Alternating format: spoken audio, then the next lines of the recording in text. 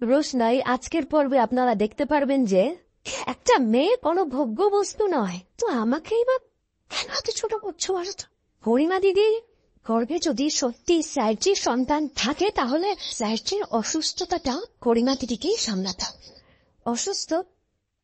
কি অসুস্থ? কার কথা বলছো তুমি রোশনাই? সবটা জানতে পারবে গরিমা। তোমাদেরকে আমি বলেছিলাম না, তোমরা যখন সব সত্যিটা জানতে পারবে তখন তোমরা কেউ আমাকে ভুল বুঝবে না। দেশবি কথা বল ভাব। কেন থাকবে স্যারজি বলুন?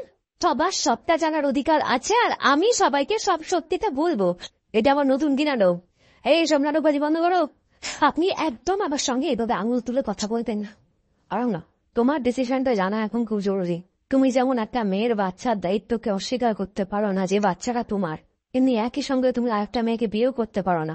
যে কোনো একটা ডিসিশন তোমাকে নিতে হবে। মাঝখান যার সঙ্গে বিয়ে হয়েছে সে তাকেই বেছে নেবে। এর মধ্যে আবার বেছে নেওয়া প্রশ্ন আসে করতে গিয়ে, এটাই তো স্বাভাবিক। আমার কথাগুলো কি তোমাদের কারোর কাছে ক্লিয়ার হচ্ছে না? আজকের মতো এই ছিল আপডেট।